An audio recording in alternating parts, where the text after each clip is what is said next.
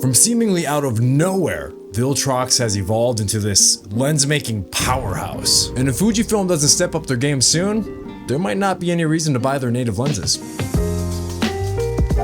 What's up? My name is Dan Virchow, and today we're looking at this guy. It's the Viltrox 75mm f1.2 Pro for Fujifilm X-mount. So this beast is weather sealed, doesn't have image stabilization, which isn't a big deal on a lens like this, and comes in at the shockingly affordable price of $549. That is ridiculous, and as we continue, you'll see why. So if you were in the same situation I was in and looking for a portrait lens for your Fujifilm system, you're probably going to be looking at three different options: the Fujifilm 56 1.2, the Fujifilm 90 f2, and this guy, the Viltrox 75mm 1.2. Now the Fujifilm lenses have something I'm really drawn to, and that is that small form factor. It's really what got me into Fujifilm cameras in the first place. But the Viltrox has a major thing going for it right out of the gate as well, and that's the price. I mean, it's so affordable. It's half the price of the other two Fujifilm lenses. Those lenses come in at about $1,000, which isn't bad in the world of lenses, but I mean, this is half the price. Obviously that price is enticing, but another thing that really caught my attention with this lens was just that weird focal length. A 75mm lens on an APS-C camera is the equivalent of 112 on a full frame system, which I don't know if a lens like that actually exists. Now, I love the 85mm focal length, and that's why I was considering the 56mm for the Fujifilm, and because it was small. Not a big fan of 135mm, which is what the Fujifilm 90mm would be the equivalent to. So I went with the Viltrox 75mm 1.2, and to put it through its paces, did a couple different shoots, one in a studio style environment and one outdoors. So let's boogie. For the first shoot, I set up the Amaran 150C and Amaran 300C RGB lights with the Amaran Spotlight SC attachment, going full on Amaran on this thing, man. And I just played around with some different color combos.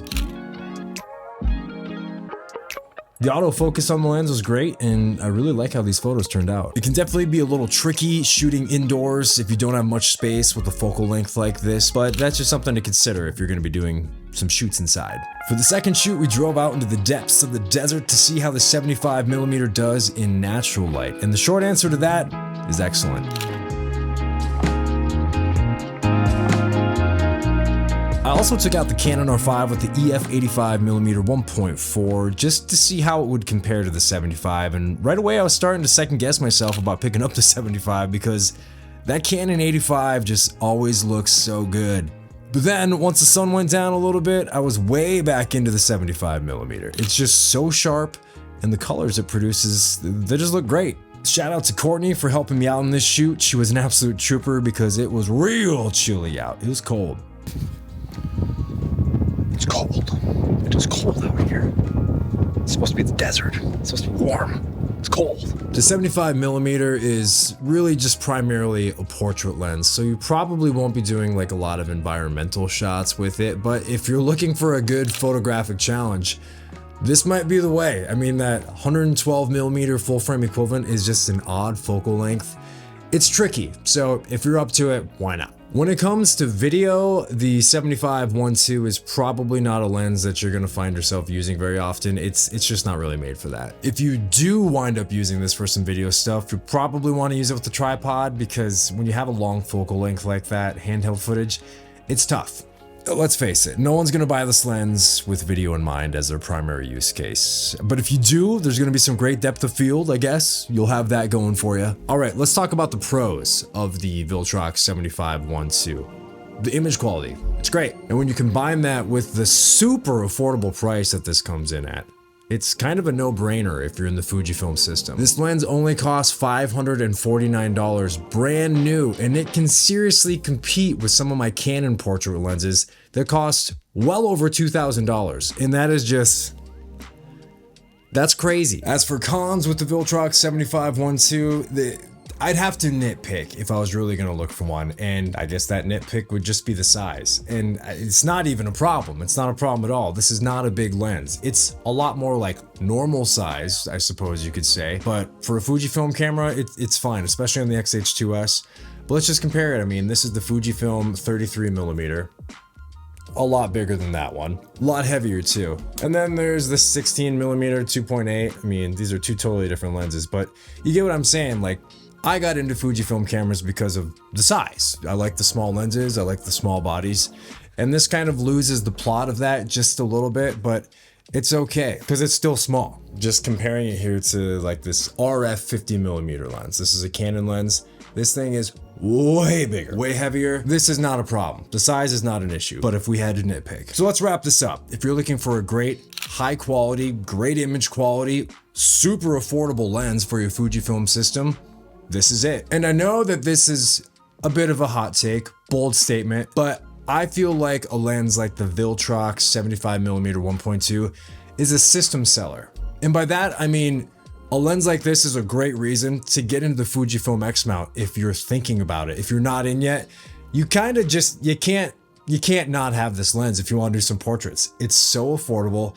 It's so good. The price you're paying versus the quality you're getting, it doesn't even make sense. And it doesn't make sense in a good way. And that is usually not the case when it comes to photography equipment because camera lenses, camera bodies, it's all so expensive. But a brand like Fujifilm is unleashing these cameras that have amazing quality, and they allow this third-party support from manufacturers like Viltrox, and it's just a killer combo. Viltrox is really changing the game right now. Between this lens and their 27 1.2, they're making such high quality stuff for such an affordable price that it's going to be good for the camera industry as a whole, because the competitors, which is the native system, Fujifilm, they need to do something to catch up. Because if you're just a casual consumer and you know that this lens is awesome, this Viltrox one, what would be the reason you would go for the Fujifilm one that costs twice as much when you're getting basically equal quality out of this? The autofocus on the Fuji lens might be better. Usually just native glass on any system is going to be better, but outside of that, a lens like this costs half of the price of something that's kind of the equivalent of it to it on the Fujifilm system, which there is no equivalent. There's nothing like this really on any camera system. So you got to do something to keep up. They got to up their game. Other manufacturers have to up their game as well. They need to make affordable lenses that are high quality like this, or they're all going to get left in the dust. And I know that a lot of my friends have wanted to get into photography, and when they see the price of stuff, they think, no way. I didn't know it cost that much. I'm not interested anymore. I'll just use my cell phone. And I totally get it.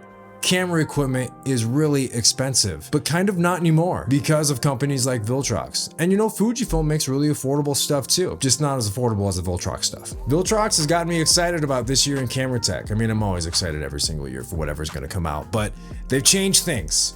I can't wait to see what other companies come out with that can compete with this on a price basis and on a quality level. But that's it for this one. Thanks for checking it out. The Viltrox 75mm 1.2 comes highly recommended. It's so cheap, especially compared to other camera equipment. If you like what you saw in this video, please subscribe to the channel, like the video, nail that notification bell or whatever you got to do to it.